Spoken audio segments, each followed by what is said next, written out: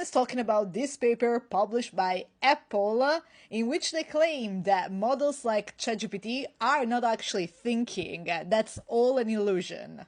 But there are some serious issues with this paper that we need to talk about. So here's what Apple did. Instead of testing how smart AI is on the usual math and coding benchmarks, they took a bunch of puzzle games like the Tower of Hanoi. And that could have actually been a good intuition, testing on games instead of the usual benchmarks, which we know sometimes AI companies fake.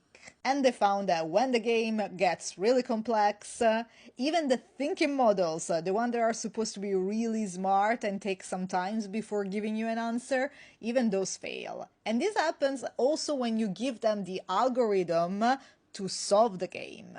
Their conclusion is that thinking models are not really able to generalize, and therefore they are actually faking the thinking part. But people over the internet are replicating this experiment and they are calling Apple out. First of all, they use the Tower of Hanoi, which is a game that has been played millions of times and it's literally part of the training data. So if AI already knows the algorithm to solve this, what reasoning are you testing here? Of course, giving them the algorithm to solve the puzzle doesn't help because they already know it.